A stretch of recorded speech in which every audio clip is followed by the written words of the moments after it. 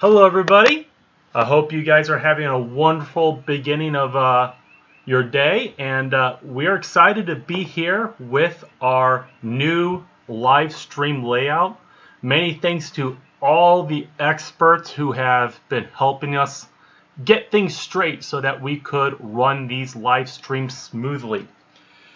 Today we are going to be also showing the latest iteration of our tabletop simulator. We've also been having some great people help us lay out get that working so that we could better present it. So yeah, we'll jump right into that. So let's bring up tabletop simulator. You can see here we have a nice new table and new space background that's very appropriate. And if you have a chance, you can watch our first live stream where we cover the individual phases. In today's live stream, I will be playing the game just solo, just so you guys can focus on what I'm doing. But I'll be mostly focusing on the cards in the game. Last time we focused on the 4 different phase boards. Today we're going to be talking about your action cards, your political cards, and event cards. The main things that interact and expand what you can do in the game. So I'll start out just by starting to play the game. Again, I'm not going to be going as much detail about what I'm doing in the phase boards, but you can watch our previous live stream where we go over the phases to get that in detail. So first, I'm going to look to see we can now easily switch between our different phase boards, and they gray out to show what you've already done. And let's see, I think right away, I'm going to start out by exploring. I want to do some tech cards. So this will give us a good opportunity to talk about technology cards. And so we have our tech deck here. I'm just going to quickly shuffle that up so it's don't know what it is. I have to draw 1, 2, 3, 4, 5 tech cards at the beginning of the phase. So I'm going to go ahead and grab those and pull those in my hand. And I think I have to make myself the blue player so I actually have a hand. So I'm going to draw 5 cards. 1, 2, 3. And put those in my hand. Flip those over and see what I have. Some good things here. We have better armor. I have a total of 4 research I can use. So I have armor, which costs 4 research, so that's a pretty expensive tech. I could add more corvettes to our supply. That represents our ship capacity, so I could have more total corvettes I could build for 2 research. I have sublight engines here, which is 3 research. Then remove blockers, which is useful, and planetary bombardment. Seeing as I don't expect to have any other players that I'm going to be attacking this game right now, I'm going to choose some extra armor to make us better, maybe find some other aliens. We only can do 1 of each type of tech, so I put this in the armor spot, and that's going to cost us a leader and whatever the research cost of the tech is. So I'm going to flip over our 4 research here. And I'm going to flip over one of my leaders, it does not matter which, and I'm going to flip over this leader right here. I spent my 4 research, I have no more research, so I'm done with this phase. So I'm going to put these back into my tech hand, because other cards you could obtain would maybe give me the option of researching more cards from my tech hand. You don't just research cards during this phase, there's other times you could possibly do it. That's why you keep your tech hand until the end of the round. The last thing I do when I research this card is, first I look, hey, Armor 1. I no longer need that card because Armor 2 is just going to make my ships better. So I'm going to take that Armor 1, which is on my ship board, and I'm going to be putting that on my player box discard. So I'm going to go over here and grab Armor 1, which I already have my corvettes designed with. And there's a lot of improvements. You can see that now that the cards auto stack how they're supposed to. So that's a really nice upgrade that they've made to the tabletop simulator. And this is just going to go in my box discard, which I don't have a place for right now because we don't actually have the physical card boxes in Tabletop Simulator. And this, at the end of phase, will take its place. Because you see it says go from tech hand to your shipboard in your defense column. The matching defense symbol there. I also am going to draw card 44 and 46. So I'm going to go into my player box and I'm going to search this deck. Now another thing we will be doing in the next iteration of the Tabletop Simulator is that you can just search for the number. So I could go 44 and it would come up. It doesn't actually always come up with 44. This is actually card 46, even though it's absolute order is the 44th card. There's some gaps in the tech deck because we've already drawn some cards during setup. But I actually do need card 46. And so that suggests maybe card 42 is the one I need. Nope. So I'm just going to go into the list and find it. Again, it'll be much easier in our next iteration when you can just type in the number and find the card. There's card 44. So because I researched that tech, Armor 2, it'll give me access to Armor 3 in the future and Hull 2. So I take these cards, and as the card says at the bottom, it says put it into my tech deck. So I'm going to put that in my tech deck and shuffle this up. So to summarize just what happened there is during this phase, I paid research to research this card.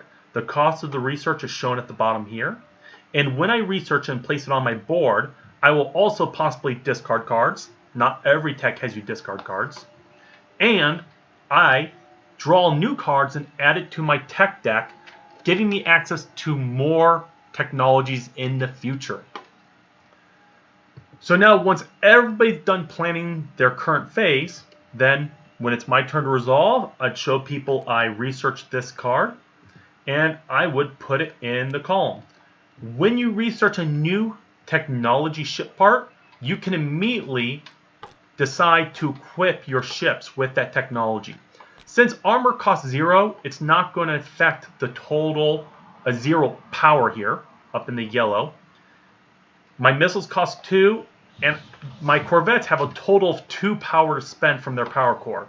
So putting it on armor here does not affect my configuration of my other parts. And then I have active defense, which costs 0 power also. So we're done with that phase. So I'm going to quickly click on that to show that it's grayed out. I've used it. Again, you do each phase once each round. Next, I want to do some exploring. Now here's where I'm going to start introducing the action cards. You draw a hand of action cards at the beginning of each phase. I didn't do it the first phase because I want to focus on the technology cards. But at the beginning of each phase, you may discard any tech action cards from your hand, and then you can draw up to your hand limit. Your hand limit is shown on your board. If I zoom in on my player screen, if I zoom in on my player screen, you see on my authority card, I have 3 symbols up here. Right here, the plus with the card shows how many cards I get to draw at the beginning of each phase. So I get to draw my era number plus 1. We start out in era 1, so that'd be 1 plus 1 for a total of 2 cards. And you can see the draw card symbol matches the symbol on my player screen. So I go to my action deck here. Let me shuffle this up real quick. And I'm going to draw 2 of my 3 cards. Now your deck starts out pretty small, but it'll grow as you research more technologies. So next round we'll research more technologies and possibly add some cards to that tech deck. And I have a militarist ethic card and a materialist ethic card and a militarist ethic card. Your ethic action cards are your starting action cards depending on what ethics you decide to put into your player screen. So we're militarist, xenophile, and materialist. So this is the empire we actually designed in our metagame. So that's what I'm playing right now, so you guys can kind of see how it plays in the actual game. And now these are my action cards for this this phase. I can play these in addition to my board's normal actions to give myself extra capabilities.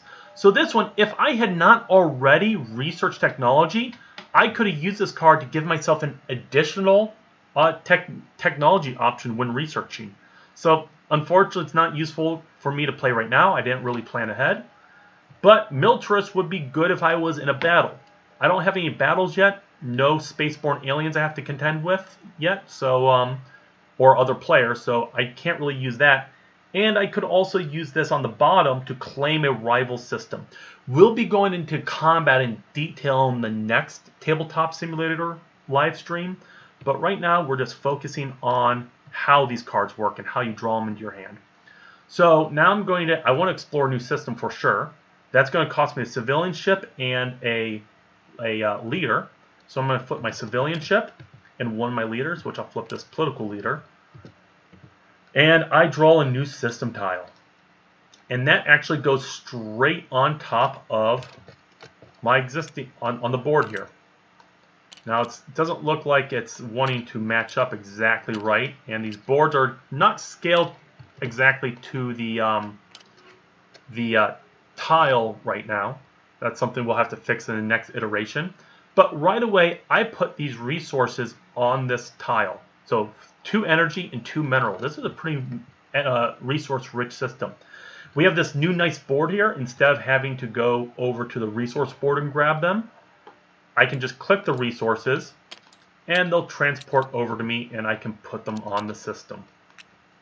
So very nice new feature for a tabletop simulator.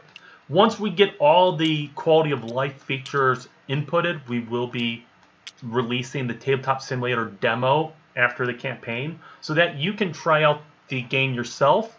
And of course, until we release a game, we definitely want to hear your feedback, because until the game's released, we're always open on ways to improve it. Also, every time you explore a new system, it gets an anomaly marker. And the last thing is, we have to put a neutral system number on it. So we need, I'm actually going to grab number 1 maybe. The neutral system number lets you interact with the tile during your planning. So this is the neutral number 7 system. And the last thing I have to do is indicate what system I'm exploring from. So I want to explore from my home system. Yeah, this auto lock is not working really well on this player board. I want to explore from my home system, which is my 0 number system. So I put my 0 number player marker there. Next, I have to grow my population on my home planet if I can. I have plenty of food, so I spend 2 food, and I'm going to grow my population in my home system. You only can grow your population once per system during this phase, so I can't spend my other 2 food right now. Last, I could move ships here if I wanted to. I'm not going to do that right now. So I'm done with this phase. Once everybody else finished their planning, we'd move on to resolution. And during resolution, I'd show everybody that all I did was just explore this and put this system, connect it to my home system. So I'm actually going to connect like this, because now our hyperlanes line up. And now I can get these organized well. And grab the other tiles that fell off.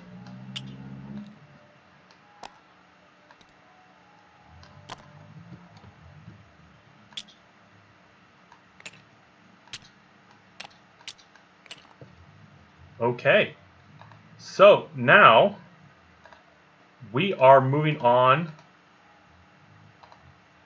to the next phase,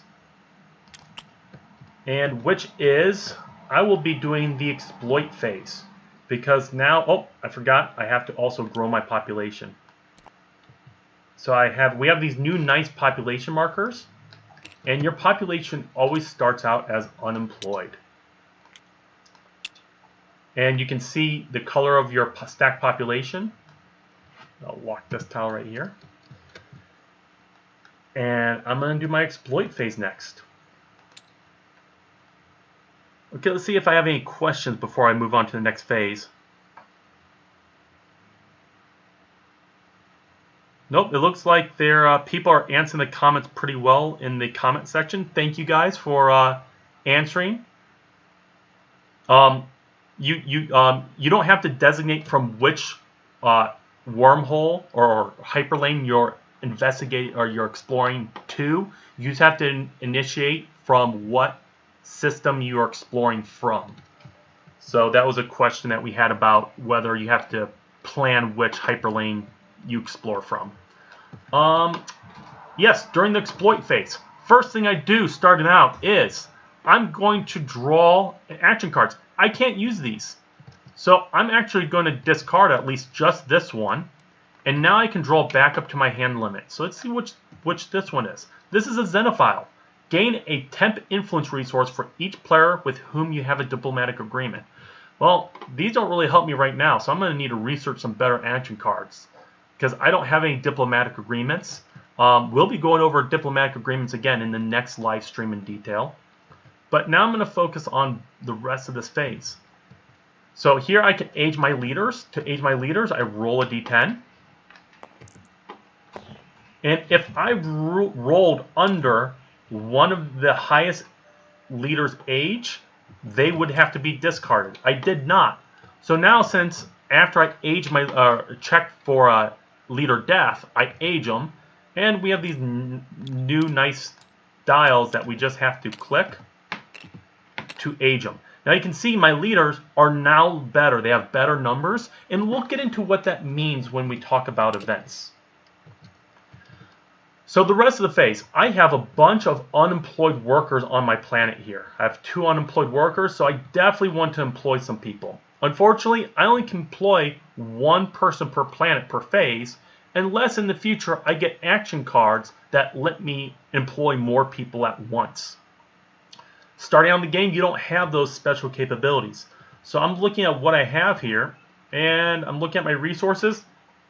I want more alloys. I only have 3 alloys, so right away I'm going to spend 2 alloys, because that's 2 alloy costs, to build in my 0 system a advanced worker.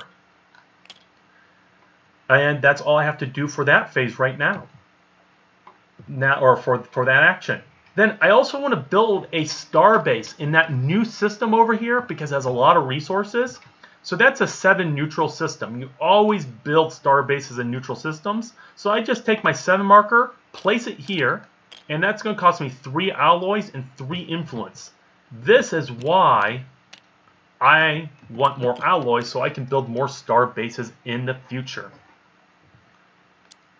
And that also costs me a construction ship right here. Now, unfortunately, I'm out of construction ships. I don't have a lot of them. So I actually can't mine a resource because that would also take a construction ship. So I definitely need in the future round, maybe next phase, focus on getting more construction ships. So I can't build any more ships. I am done with this phase.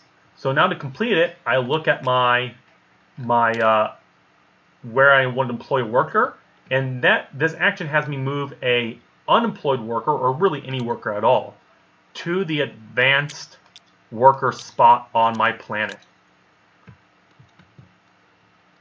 And then I have to pay the upkeep. That's going to cost me an upkeep of 1 food and 1 mineral to do. So those just actually delete 2 of my tokens. They go back to supply. And last, I can gain either an alloy or good. I have 4 goods, I don't need more, so I'm going to grab an alloy and put that over here. So that worked out well. Last, I'm going to build a new star base. Again, this has an upkeep of 1 alloy, 1 authority, or 1 administration. Early on in development, we called it authority, and I keep having a slip of the tongue. This is called administrative capacity, just like in the video game. And I have an energy here, upkeep. So I delete an energy, a authority, and an alloy. That's why I wanted to get another alloy, so I had 3 alloys in the future. And that would have me grab one of my star bases and place it here and replace the neutral one, which I put back into supply.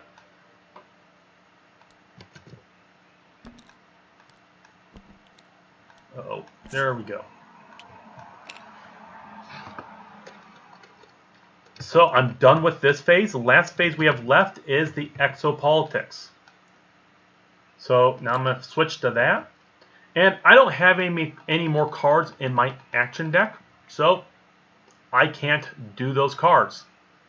I'll answer some questions about the map later at the end of this live stream. And we will be having a Q&A on Friday where we will be going into, we can go into detail about a lot more Q&A sort of questions. But after we go through all the cards that I want to cover, then I can answer a few Q&As, especially about the new map add-on.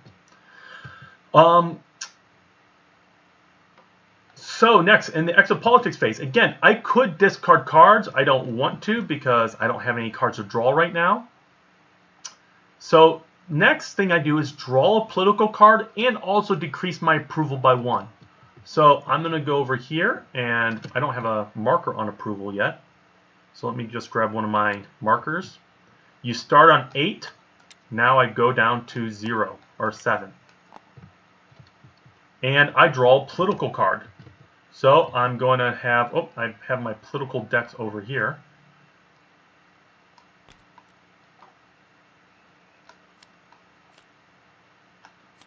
I was kind of sorting through them, deciding what political cards I want to talk about. I think I have the right one on top. Nope, that's not the right one. Let's see, is this the right one?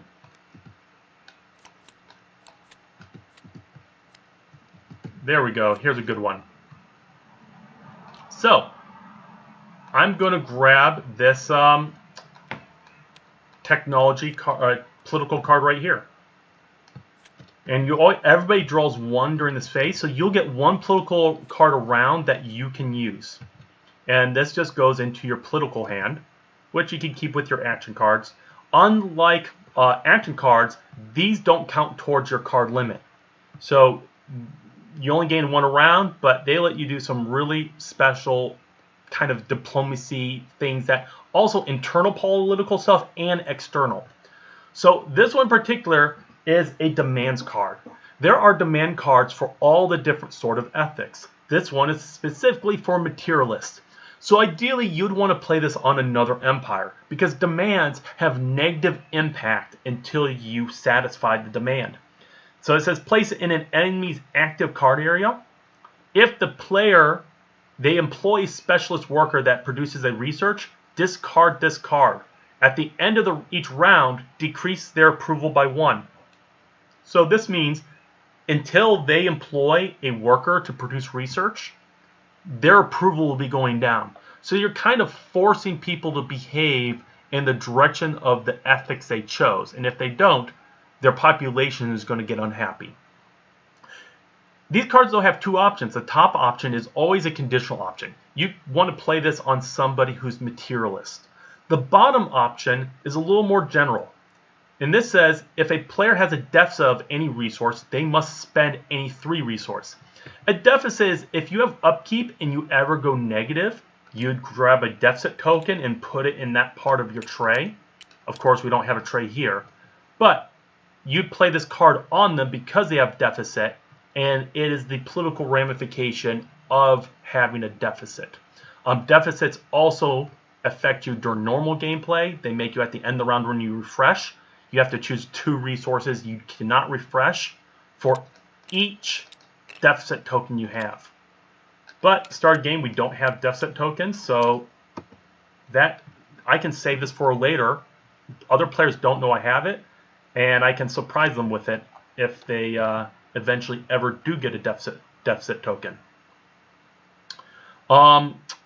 See if we have any good questions in the chat here. Yes, at the end of the round, all resources you have spent get flipped over, and resources that you have unspent stay unspent. But if you have an unspent resource before you refresh things, you have the opportunity to store it if you have a storage marker. And I'll be going over that at the end of this round, which we are nearly there. So I talked about the political card, and we'll be showing up again how more political cards if we play more as we play more rounds.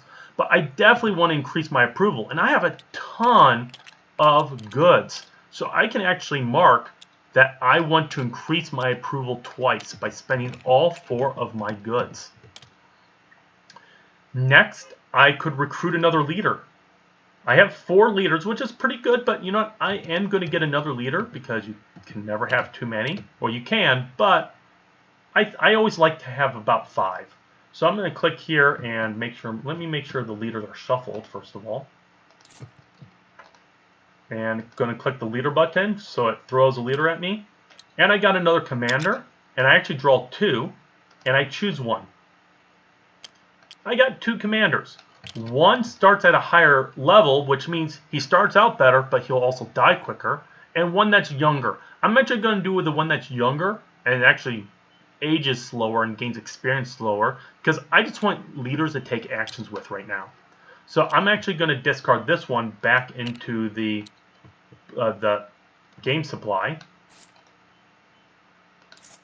And I'm going to keep this one as my leader that I'm going to gain at the end of this phase.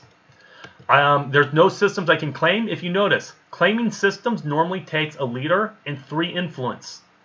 Because I am a militarist at the bottom, you can see I can actually claim a system for only 1 influence. So because I'm a militarist ethic, 1 system I turn I could claim for cheaper. Again, I have no enemy other player systems I can claim. You need a claim system so that you could actually take them over in war. That's something I will, again, cover in the next Tabletop Simulator live stream. The last thing I can do during this phase is I can adopt a tradition. This is a lot like your, the technology, but it's like a separate technology tree that's more culturally focused. So I take my tradition hand, which right now I just have 3 example cards. There are a total of 7 different tradition paths you can choose from, but just to simplify things for the demonstration, I have 3 that I'm going to be choosing between. So there's a discovery path that lets me investigate anomalies right away. So you can either gain the ability to investigate anomalies through the tech deck or through the discovery tradition tree starting card. I have Supremacy, that is all about being better at war and building ships. And then we could do Expansion, that's all about expanding faster. So this lets me build colony ships for a lot cheaper. But I want to be able to investigate anomalies right away. So I'm actually going to take this card and research it there. Now, the cost of traditions is not listed on the card. That is defined on your Empire dial here. Right now my cost is 0. So I don't have to spend any unity, which is a good thing because I have no unity. But just like with traditions, you have to do what it says on the bottom of the card. First thing it says is increase your tradition cost dial. Every time you start a new tradition tree, it increases your cost by 1. This promotes you to try to complete 1 tree at a time. You could open up two trees at a time, but it's going to increase the cost for all of your future traditions. This also, adopting this tradition, also opens up the next 2 cards in this tradition tree to me. Card 149 and 150. So, again, I'm going to look through this deck. And to reiterate for people that might come in later, we will be adding in a feature where you can just type in the number of the cards you want and it'll bring that card up for you. But I need 149 and 150 if I remember right. Yep. So let me go down and try to find 149.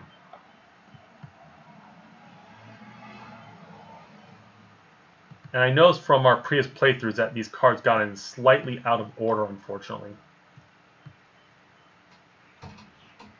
Is this tech deck a little bit out of date? Well, it looks like this deck is a little bit out of date and it's missing some cards. So I'll have to fix that for the next time I do Tabletop Simulator.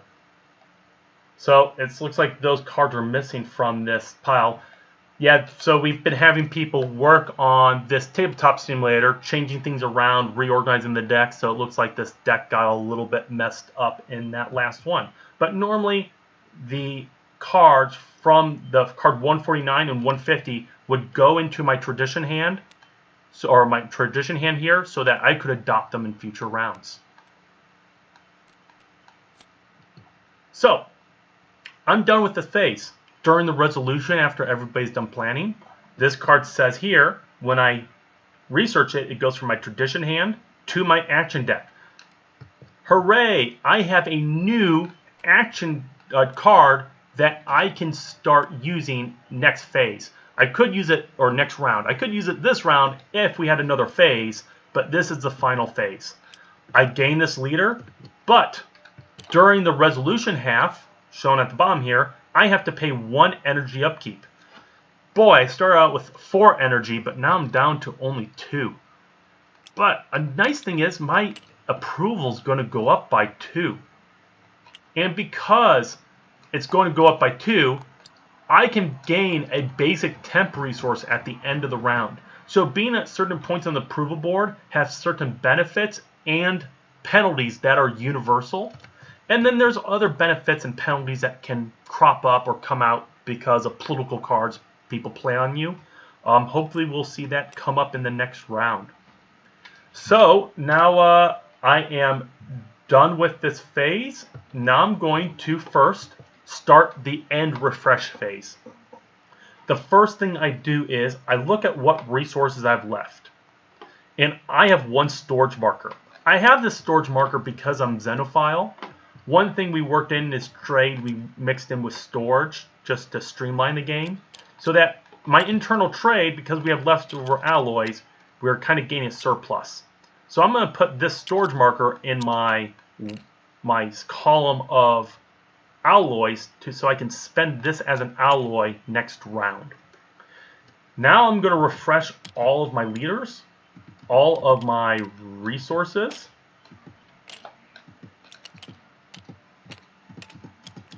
And now we're all refreshed there, and my civilian ships.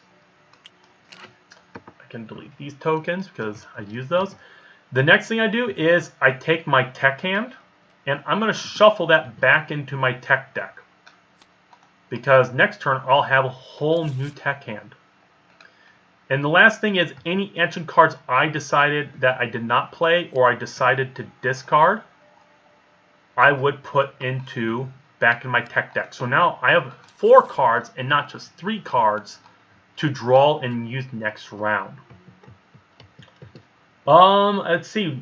I finished all my refreshing. There's nothing else I have to do there. The last thing after you refresh your resources, the last thing you do is an event. So I'm going to draw a card from the game box and draw the top event card. Every player at the end of each round draws an event card. So this gives you a constant trickle of events to draw. The other way you can get a story card, so this is a event story card. There's also anomaly story cards, which you get by investigating these anomaly markers in systems that you are expanding into. So I'm going to flip this event, and we're going to see what it has.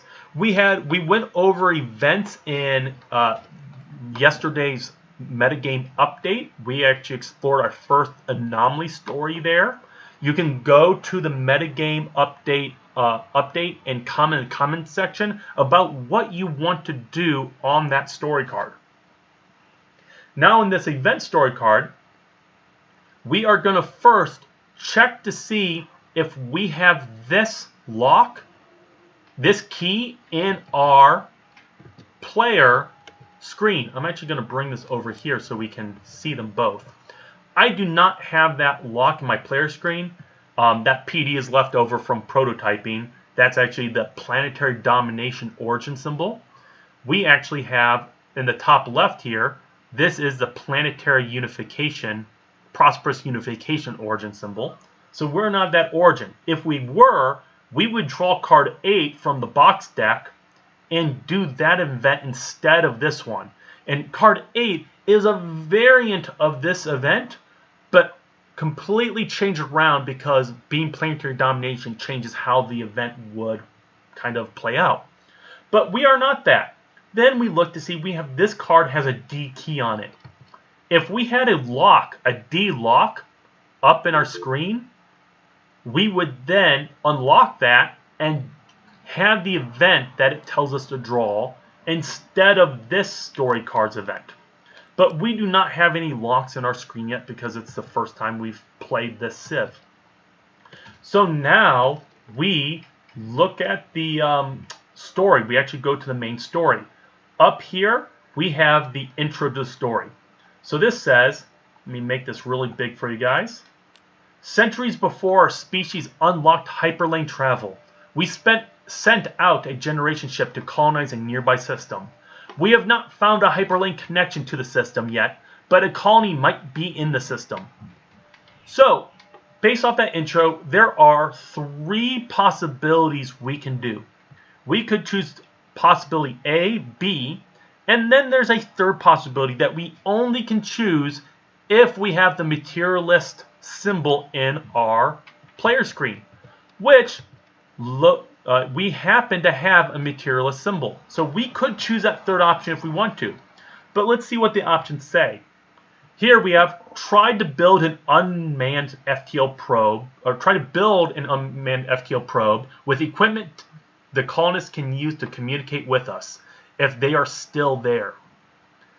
And we didn't have to, so the italicized text is flavor, and then the bold text is what you actually do in gameplay wise. So to do this choice, we'd have to spend an alloy and a leader to make a science check. And I'll talk about checks in a second. Next is B. We could say, we don't really want to do this event. They probably didn't survive, but maybe we will find a hyperlink connection to the system eventually. The last choice lets you automatically succeed at A's check because we're materialist. And we don't even have to spend the alloy or leader to do it. So we would normally choose that, but for the sake of learning, we are going to choose option A. So we have to spend an alloy. We've already refreshed. So we're spending an alloy that we would otherwise use in a future round to choose this option. And we also have to spend a leader, which I'm actually going to spend our science leader here. Oh, actually I aged him. And he's a level 2 leader. So I'm going to bring him over here for the check purposes, and we'll be spending this leader. When you make a check, there are 3 different types of checks. Science checks, command checks, and political checks. That match up with the 3 different types of leaders. Scientists, politicians, and commanders. When you make a check, you roll a d10. If you roll under that leader's level, you succeed, or equal to or lower, you succeed at the check. So I have to roll 2 or lower. But because I am using a science leader that matches the check, I get a +2 bonus to his level. So I'm actually considered level 4 and not level 2. So when I make this check, I roll the die, and I got a 9. I failed. Now, you can see at the success and fail, there's these arrows. The up arrow means I would put this into my player screen over here. Let me kind of line it up. If it points up, you put it face up. Oh, it's not locking in correctly. There we go. It would look like this. However, if we failed, so we have to actually put this upside down. So that shows different locks that lead to different cards. So you see A here leads to card 1 in our deck. E leads to card 2, and F leads to card 3. So depending on how the choices we make and whether we succeed or not, it leads to different story paths. And even if we make a choice or fail or succeed, there's still 2 different ways it could possibly go. So we actually failed that check. But for the sake of learning, let's say we succeeded. that we rolled a 3 and we succeeded. So we have an A lock. Now this question mark key, we just have a stand-in for this card right now because we will be putting in a number, a key there, but we are not currently, we don't have that shown right now. So I suspend this leader and I put him back. Somebody asked if we don't have the resources needed to pay for a check, what happens? Well, first of all, that's one reason we have you refresh before you do the event card. So you're choosing if you want to spend resources now in your event card and not have those resources in your next round. But if you were in a deficit, if I had no alloys because I was in a deficit of alloys, then you just couldn't choose that option. There's always an option that does not require you to spend resources. It's not always the best option, but there's always that choice there. You just have to make sure that your empire is prepared so that you can actually take advantage of the best options. So now we will move on to we're done with that event. Everybody would have a chance to resolve their event card they drew. And then we start a next phase. So I'm going to reset our board so we can see that they're all shown. I'm going to do one more quick round, and then we will wrap this live stream up. So starting out right away, I am going to right away, hopefully I'm not going to do the explore phase right away because I want to see if I can get that card that lets me draw more technology. So right away, I'm actually going to do the exploit phase. So first thing I do is draw up to my hand card size, which is 2. So I draw, let me shuffle this again real quick, make sure it's shuffled. And I'm going to draw 2 cards and put those into my hand. I got the Discovery Start and I got the Militarist Ethic card. Next, I'm going to age my leaders. I'm going to flip this. I got a 7. None of my leaders are that old. And then I increase their age/experience level by 1. And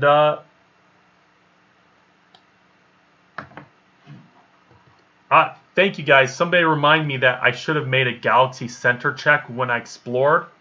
When I'm demoing a game, I'm always forgetting because I'm talking and trying to explain things. I'm not always thinking about what I'm doing. So next, I'm going to look at what options I can do. Right away, I'm going to choose to play this action card. Again, your action cards that you're building up this deck. This is kind of like a deck builder mechanic where this is growing and your deck stays with you from game to game. So until you ascend your species and stop or choose to make the species fallen, you will be growing this deck and you'll be familiar as you add a few cards every round. And you'll be growing your capabilities. And sometimes cards will have you remove cards from this deck and replace them with better versions, or even replace several cards with a better card that combines their effect in one card. So all this stuff helps combat deck blow. And as you go up through the eras, you'll be also drawing more cards from your action deck. So as you go up eras, it should pace about how quickly as your tech deck, your action deck grows. So you'll always be going through your whole action deck if you're choosing to discard cards you don't want to play from your hand that round. But you'll never reshuffle this deck. If you run out of cards in your action deck, you only reshuffle it at the end of your round. So this gave me the new special capability. We don't have this capability at the start. This gives me the ability to plan where I want to explore an anomaly and to spend my construction ship to do it. So I want to explore this anomaly in my 1 system. So I'm going to take a 1 counter and put it right here to show that I'm exploring an anomaly in my 1 system. Next, I have an unemployed population still. That's not great because there are political cards that people can play on you if you have an unemployed population. For example, they might play a political card that would move this guy to Oh, I should lock this planet. That moved this guy to criminal, and then criminals actually have a resource upkeep. So they use up some of your resources and don't provide you with anything. So having criminals is a bad thing. So you want to try to get rid of your unemployed as quick as possible. And I'm going to do that by building another basic worker. Or I could actually build, I'm going to build another basic worker because I'm not liking how few resources I'm having here. So I'm going to build that in my zero system, of course. And notice, these three actions are just all about employing worker. You're either going to indicate you want to employ them as a basic, advanced, or specialist. So even though these are three separate actions, they really do the same thing. They just produce different resources. So I'm going to employ a basic worker that'll produce food, energy, or minerals for me. And then I want to also build a new, I need more construction ships.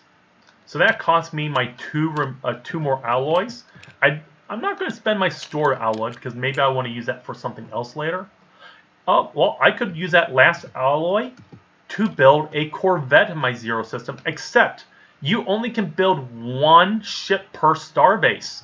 But luckily, I have 2 starbases. So I'm going to build that Corvette in my zero system, or my 1 system. I have no planets I can colonize, so I don't have to worry about that. And I have no more, I don't have any more, oh, I do have one more construction ship. Let's spend 2 minerals, and I'm actually going to build a mine in my 1 system. And that cost me my last construction ship here. We're done with this planning phase. We did quite a bit. So first of all, I'm going to employ my basic worker. When you employ a basic worker, it's going to decrease your approval because it's not the best kind of job to have. And I am going to then gain one of these resources. And I'm going to choose to gain a mineral right away,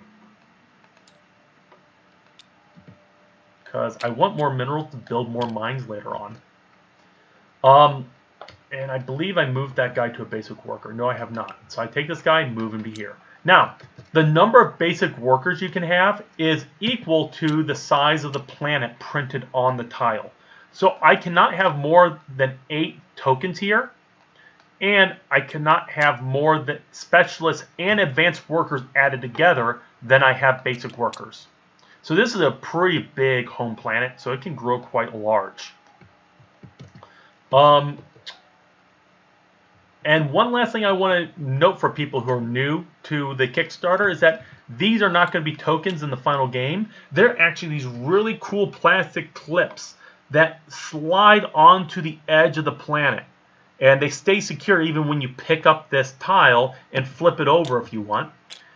And the nice thing is, between games, you store your population on the planet that way. The clips stay in place in the box between games. So how you develop your planet grows from game to game. Next, I'm going to, on my 1 system, I mined a resource. This is another cool design feature of the game. To show that you're mining something, you don't add a piece to the system. You actually remove the piece you want to mine, and by the piece not being there, that's how you represent you actually mined it. So I'm actually going to choose to mine an energy and put that in my supply. If I would ever lose that mine or that system, that energy would go back into the system. Next, I built a Corvette in my 1 system. You're limited to how many Corvettes you can build in total. So I have a total, where are my Corvettes? It looks like they got deleted at some point. So let me quickly clone some. I should have a total of 7 Corvettes available to me. So I didn't clone it.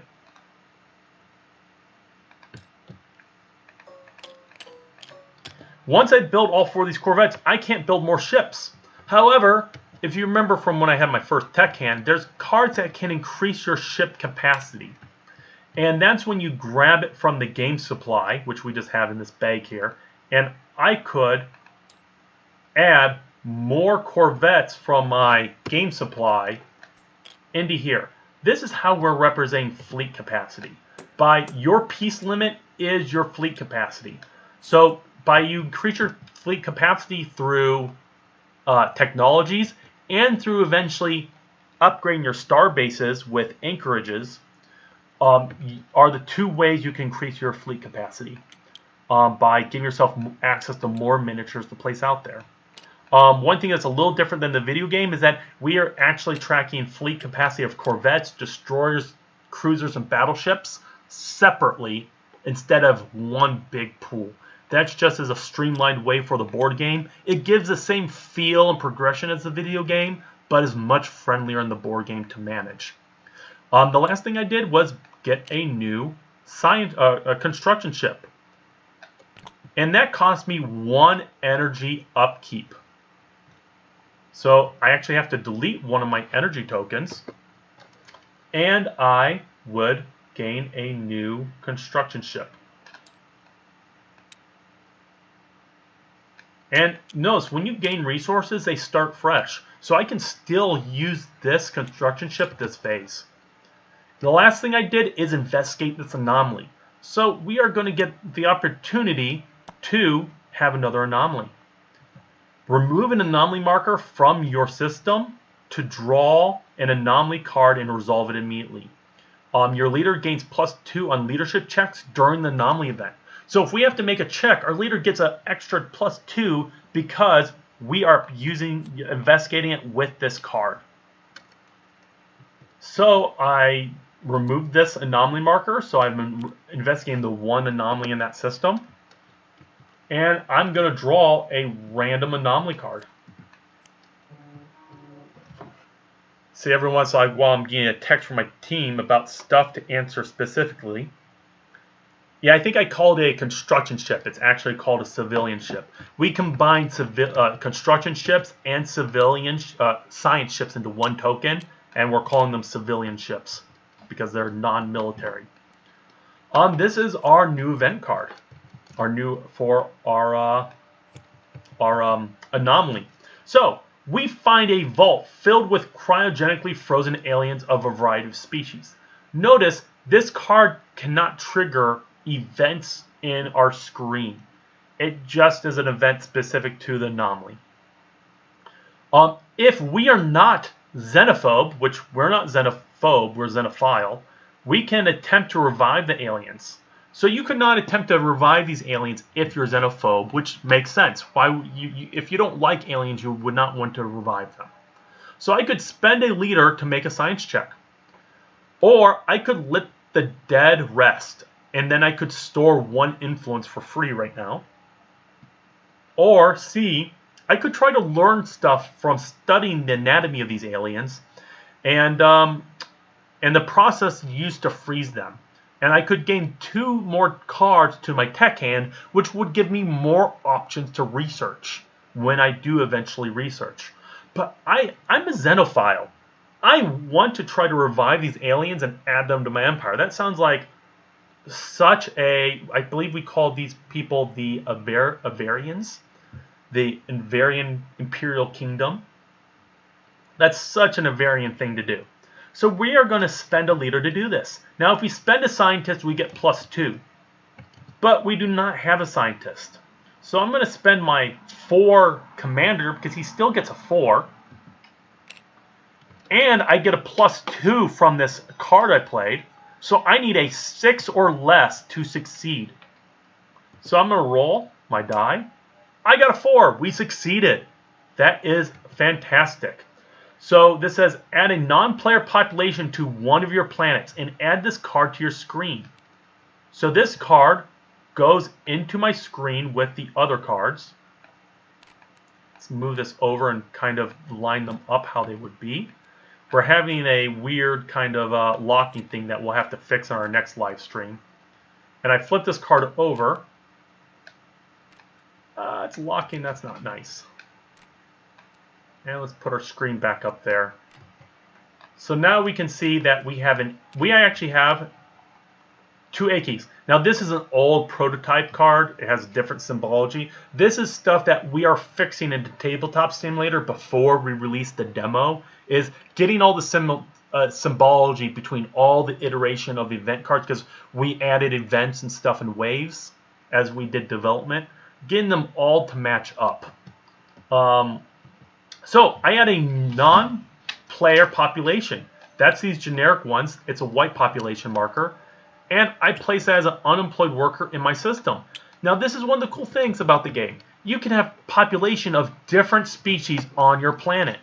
And while that has no effect in itself, there's no game rules that matter about that. However, it does matter when people play political cards that require you to have multiple species on the planet. There are both beneficial things that you can get from the political deck that you play on yourself or an ally, or you'd have also negative things that can happen because you have multiple population. Now we're xenophile. We're actually protected from a lot of those negative cards because we're xenophile.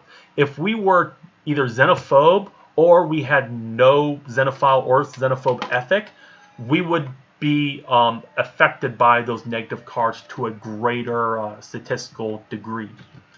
But we finished this exploit phase, it looks like. And I don't think there's anything else I had to do for that card. So now I'm going to go on to the next phase. Yeah, storing is different. Zach asked if store is different from gain a temporary or permanent resource. So there are 3 different ways you can gain resource benefits. Being able to store resources using one of the storage markers you have. You keep this until you lose it for some reason. And at the end of every round, the storage marker can be used to store a resource you did not use that round. Temporary resource, which we're using as these tokens right now, go in the well, and when you spend them, they go away at the end of the round. So they're kind of like storage markers, but they go away at the end of the round. The storage marker you can use again to store a new resource. And the last way is gaining a resource permanently, which you just grab it from supply and add it to your supply. So right away, you're right. It did say I could store an influence immediately, I believe. Oh no, that was one of the other options we did not choose. And there's, let's see, next we're going to do the next phase, and let's just keep moving right along. First of all, I'm going to do the explore phase now, because I want to try to add more cards to my action deck. First thing I do, oh, I have to discard this card. This goes to my action discard pile, or sorry, I put this in my play area, just anywhere, because you are limited to how many action cards you can play around. So you see that there's this symbol here. It's your era plus this symbol is your round action limit. Our action limit is determined by our authority, which is that same symbol plus 2. So it's era plus 2. So we can play up to 3 action cards around. So with your action cards, you're deciding how you want to specialize your empire this round. You will have access to a huge variety of action cards as you grow. So a lot of options, but you have to decide how, you can't use them all. You have to decide how you want to specialize yourself from round to round. So I've played 1 of my 3 so far. Now I can draw back up to my hand limit after I discard cards. Because first it has you discard cards if you want, then draw up to your hand limit, which for us is our arrow, which is 1, plus 1 because of our authorities. So a total of 2, and that's our 2 remaining cards. And I was going to choose to discard the military card that I don't think I'm going to be using this round. So I have my Xenophile and my Materialist action.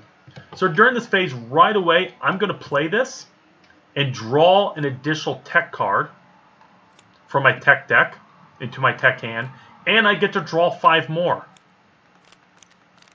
So I have a total of 6. I'm going to put this in my action hand. Where is my card box? There it is. So these are the 6 technologies I have to research. I still only have 4 research. We might want to increase our research the next round. Lots of hard choices to make. We could get better missiles. That might be nice. But we have to have the power to be able to afford it. Oh, we could grow our population faster. That'd be nice if we had more planets. Normally, you couldn't only move during the expand phase. But this card lets you move ships within your empire. So it's great for defense during another phase. Here I could reduce crime. That'd be nice. You know what? I'm going to choose reduce crime for sure as my society research. So that's going to cost me, I need to fix that locking. I don't know what's going on there.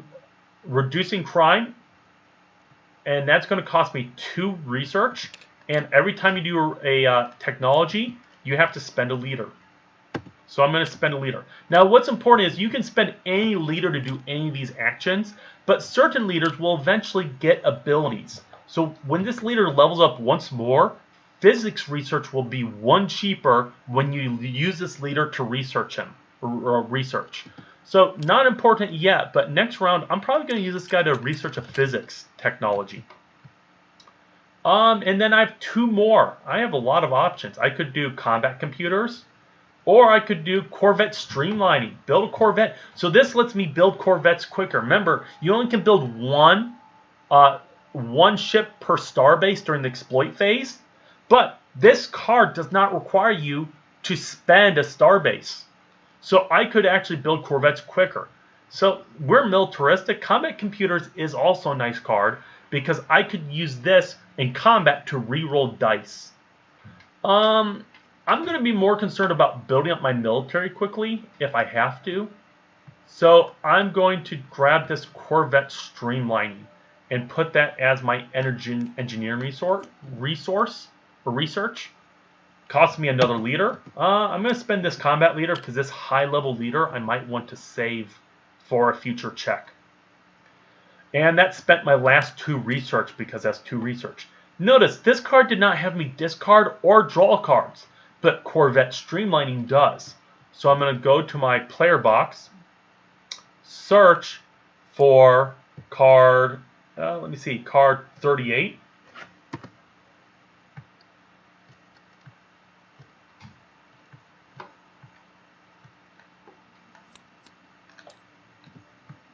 And card 38, it's Destroyer Streamlining. It's a better version. It actually replaces Corvette Streamlining in the future. And that goes into my tech deck to possibly research in the future. So you can see we are moving down the tech tree by depending on what research we choose.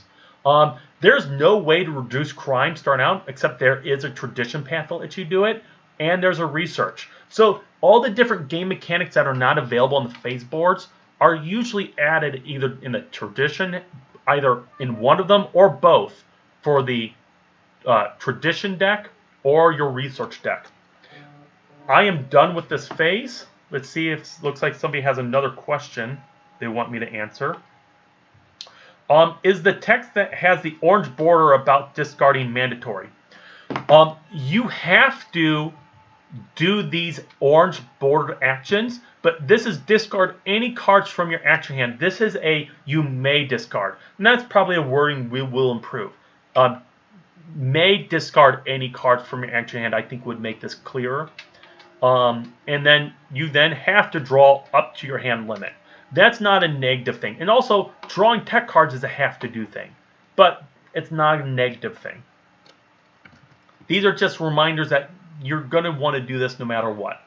Now, we're in the resolution part of this phase. So, both these cards go from my tech hand to my action deck. So, I'm going to put these together, or let's do one at a time. So, 1 card, 2 card. Now, I have 2 more cards I can draw, and these cards would go to here because I could eventually possibly get an action card that lets me research another card from this hand.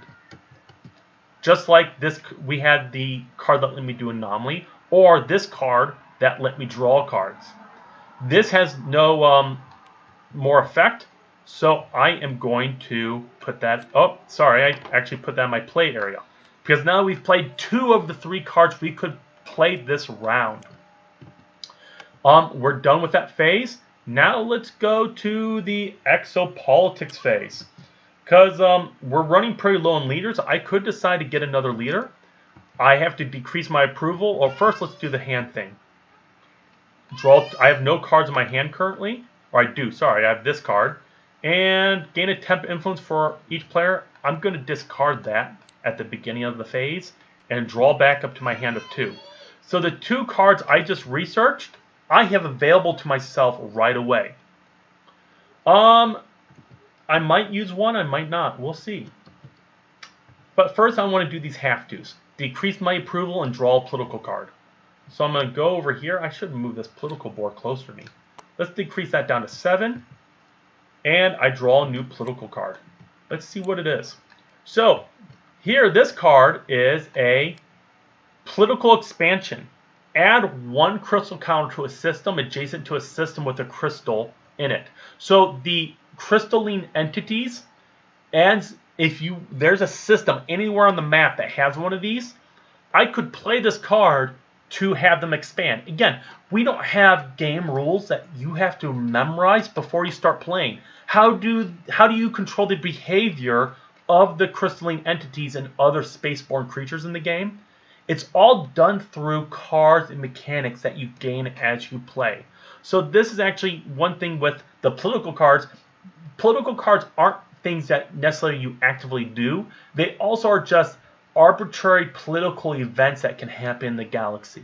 So this one is you can choose to play it to expand the crystals in a way that probably harms somebody else and does not harm you. Or I could play this political card on somebody else if their approval is 5 or less. They must spend 3 influence if they can. Notice then, if they are a higher era than you, they must spend 6 influence instead of 3. Again, this is an example of a great balancing feature in the game. A lower level empire can have a lot more clout and be a lot more nimble than an older empire, and this is another example of it. Not only do they have a smaller deck that they can kind of predict easier, they also have some of the political cards scale with them, and also some of the objective cards in the game, which we have not really talked about this session, scale with your era. So that's an example of how your era scales. The difficulty kind of auto-adjusts, and there's things that help younger era empires still be competitive with the older, more lumbering, more bureaucracy empires. Next, we are going to do the actions in this phase. So again, we have a ton of goods. We're just going to keep popping our approval up to keep it high. I'm not going to recruit another leader, and I'm not going to adopt a new tradition because I don't want to spend our 1 remaining leader. I actually want to save this leader for the final event, I think. But, you know what? I will recruit another leader because I want another leader to explore with. So again, I'm going to shuffle this up and draw 2 more leaders. And let's see, which one do we want to keep? Ooh, we only have 1 scientist. I would really like a second scientist. So I'm going to put this back in the bag as the one we're not choosing. Because again, it says draw 2, discard 1. One thing we don't have shown right now in these tiles, on the back side of these tiles are going to be the same spaces with verbiage description of what they do. So if you're new to the game and you don't know what the symbology means, you can just flip the board over and read the text that describes what these symbols mean.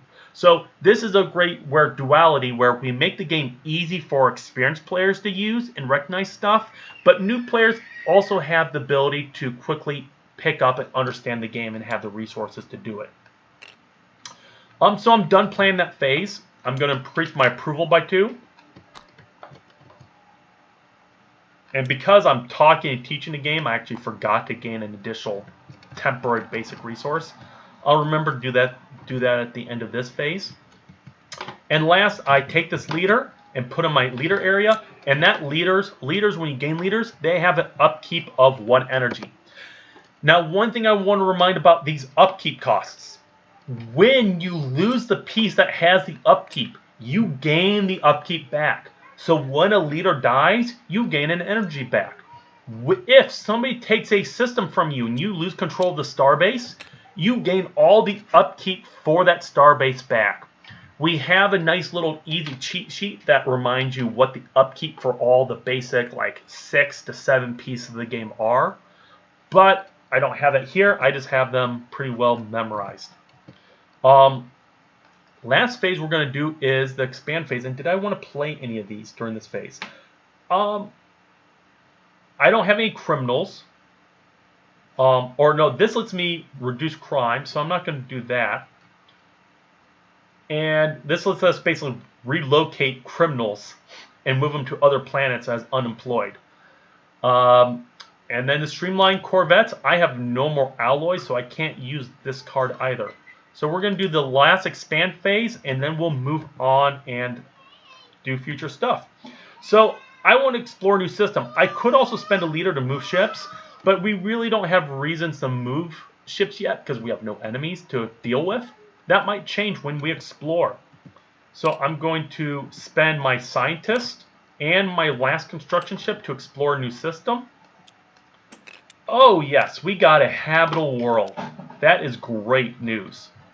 And I'm actually going to choose, because I want to kind of go to the farther reaches, I'm going to explore from my 1 system. I add a new habitable planet. Let me shuffle those habitable planets up real quick. I grab a habitable planet. It's uncolonized, so I'm going to have it on its art side. Also, we add 1, 2, 3 minerals. So, very mineral-rich system.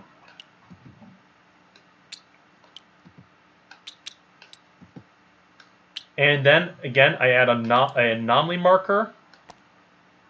So we'll have another anomaly to explore.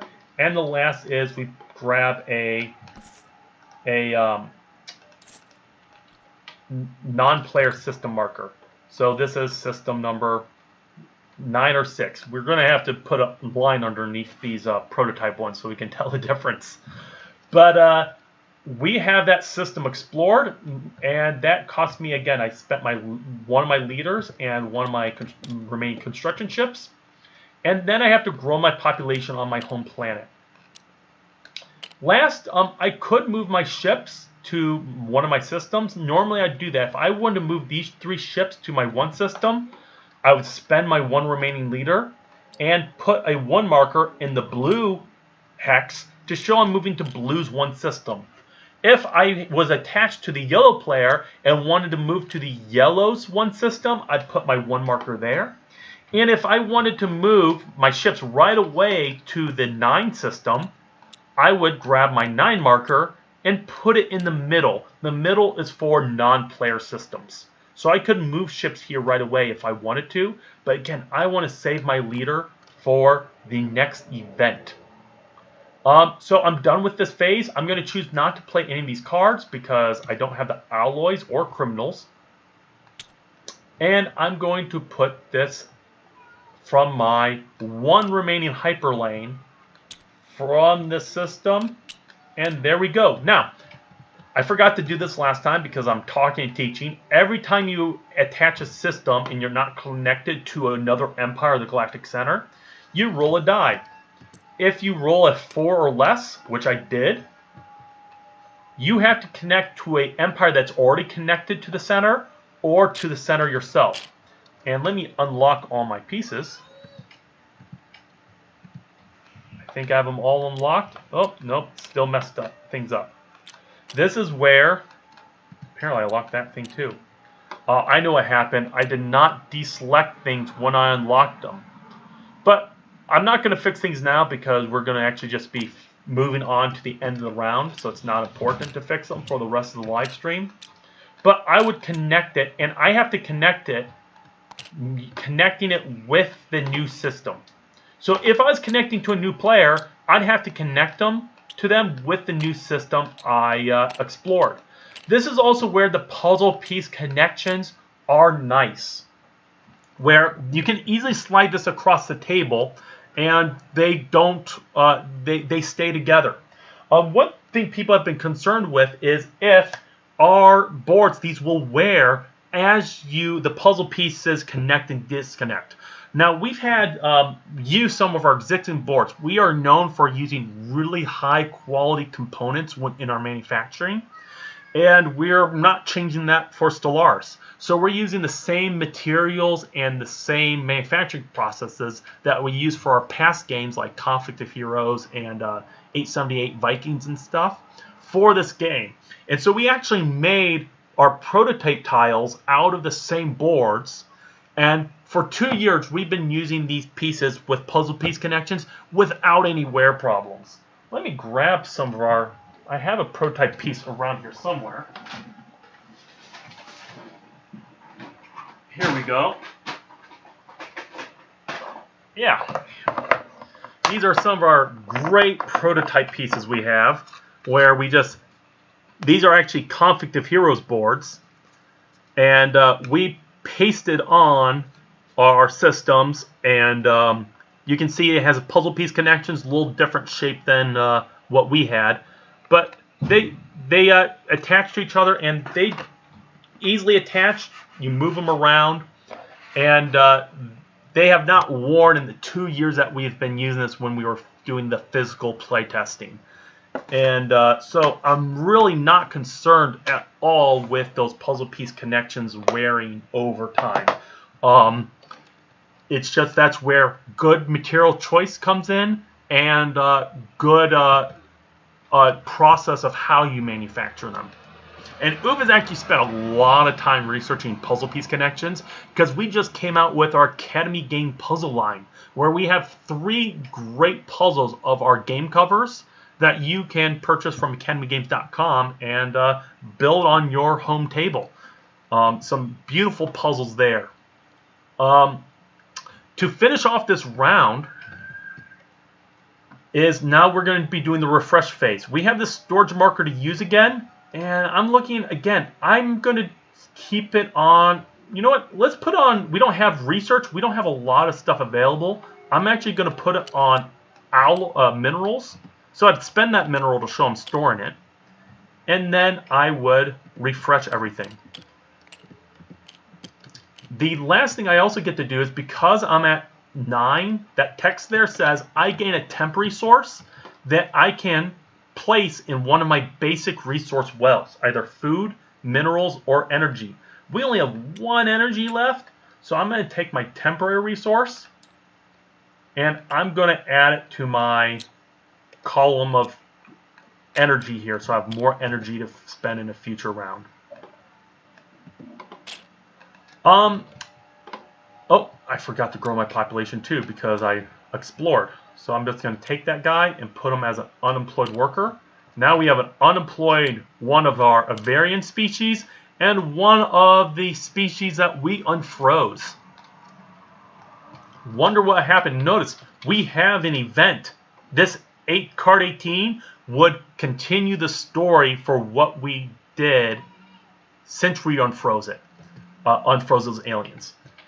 Let me finish refreshing my resources, or my here, and I have to discard all my action cards, including the 2 I played. Those, now we have total 6 cards that get shuffled into our action deck. My tech hand gets shuffled into my tech deck. And now we do our next event.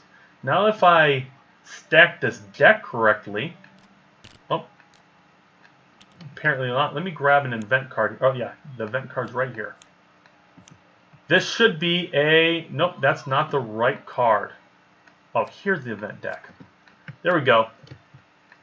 This is our next event. Now, first thing we do again, we look in the white box in the top left.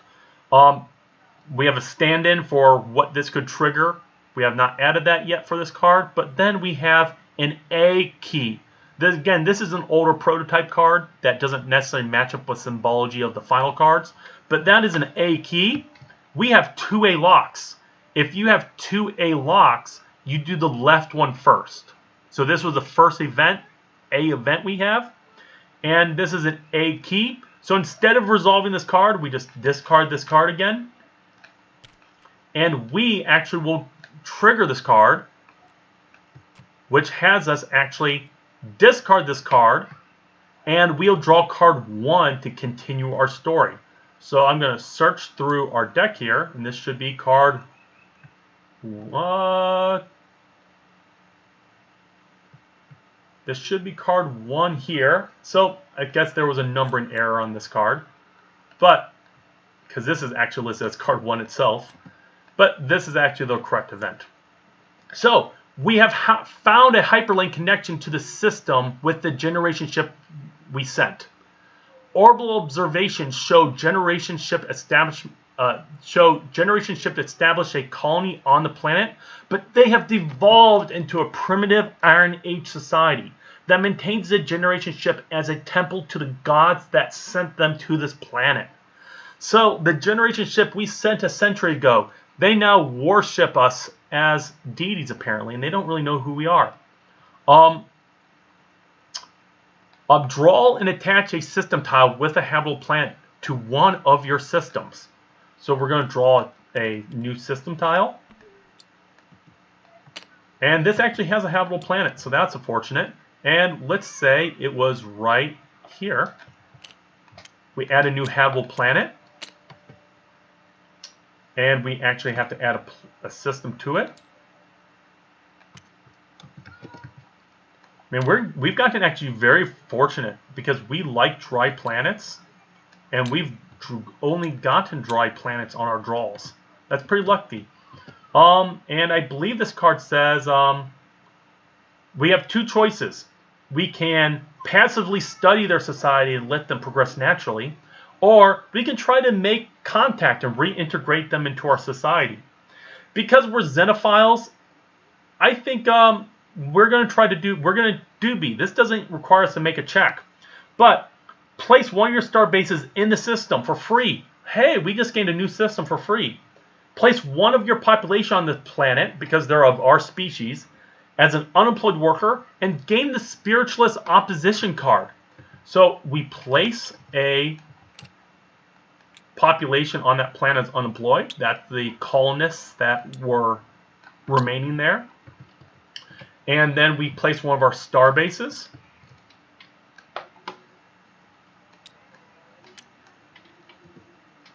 That one is having trouble loading.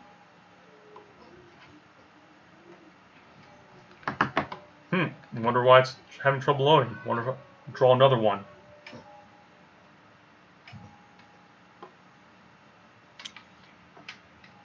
Okay, we're after this event. Yeah, there we go. We'll say it's our 3 system. And we also have to add an anomaly and an energy token to this right here. So we have our energy token, which let's add an energy and an anomaly that we could investigate in the future. So we have a new planet, and this card, now it said, place upside down, because the arrow indicates that it goes upside down into our player screen, and it would continue the story. So I'd place it overlapping like that. This is another thing we're going to improve, where you can actually place them in your screen properly. And that is the end of the round. So you got to see how we research technologies, how those technologies either go to our shipboard or to our action deck to develop our action deck, and they'll give us capabilities that we do not natively have on our expand board. There's all sorts of crazy abilities you can gain while you go down the tech tree, and with the Frontier expansion, they get even more crazy and more powerful and interesting.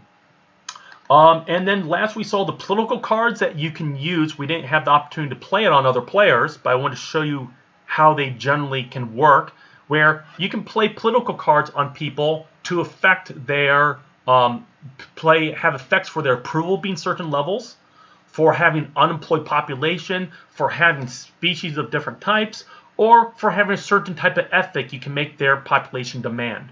One thing I just forgot is that because we make that choice, we actually gained a spiritualist ethic card. So people could now place spiritualist ethic demands on our empire because we have a segment of our population who's now spiritualist. That will wrap up this TTS live stream. In our next live stream, I will be talking about mainly about combat and diplomacy with other players. So we'll bring in some other players again, and we'll play a few rounds and show how they meld and work together. And what we'll do is probably actually, before the live stream, play a little bit so we're a little bit more developed, and you can see a galaxy that's already connected, and we can explore some of the interplayer interaction and diplomacy in detail. The last thing I know that some people have questions about was the new player mat add-on.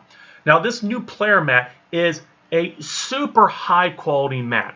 Our mats for our Mare Nostrum and our Viking games are known to be superb and better than the general mats that you see out there in the game industry. They are thinner than normal mats, which actually means they are better quality than the thicker mats, because the rubber is denser, and that means that it wears better, and you can roll these mats up tighter. And because also they're thinner and the type of the nice high quality tight stitching fabric that we print on top of the rubber, that it doesn't wrinkle, so it will lay flat even after rolling, and you unroll it, you won't have that problem where it wants to kind of keep its rolled shape. It will lay flat for you every time, and it does not crease in the middle, especially if you fold it. We take these mats all the time to convention, and we fold them up in our boxes that we take to convention, and we unfold them, and they lay flat without a crease. And that's why they are priced at what they are priced at. They are really high quality mats that will last for as long as you want to play the game. The other thing is that these mats offer a really unique part of the game, is that normally you only can do a ring galaxy. You can't place systems more than 4 away from the galactic center in the general gameplay. But what this map allows you to do is play different galactic shapes. Just like in the video game, you can choose between a spiral galaxy, a ring galaxy, elliptical galaxy, and even some galaxy configurations that are not in the video game. We're very excited to introduce how that can affect the gameplay in the long term of the game. But if you guys have any other questions, we'll be having another FAQ in 2 days, and then we'll be scheduling another tabletop simulator demonstration where we'll be talking about diplomacy and combat. So I hope you guys have a great rest of your day, and I want to thank everybody for your support. We're in that part of the campaign where things have slowed down. It happens every campaign, and we are excited to see how towards the end how it'll eventually start to pick up again. And we really appreciate your excitement and support for the campaign, and we love hearing all your questions, and look forward to answering them in the comments on the updates and in future FAQs. One last thing before I leave is that on the BGG forums, we have a forum post where you can post questions that you would like us to answer in the next FAQs. We do that so in case you can't join us for that live stream, you can still ask your questions, and we'll try to get through as many of those questions in addition to the live questions. We can't always get through them all, but we'll eventually get through them all as we go through multiple live streams in the future. Thank you guys very much, and I will see you next time.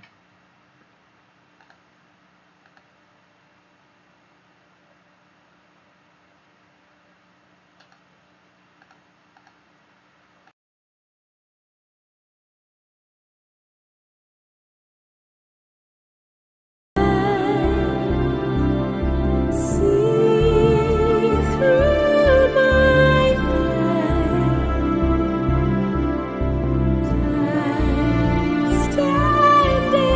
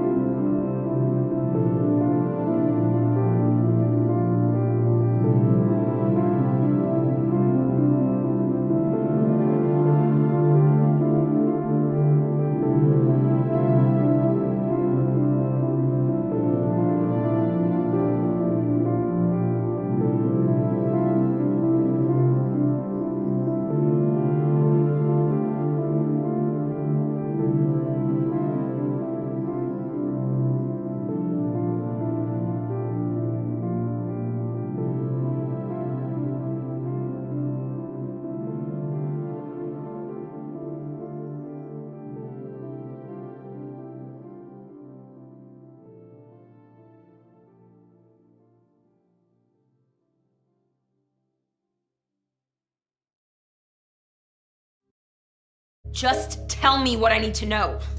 Where is it? It's on the beach. Ocean views. It was supposed to be a surprise.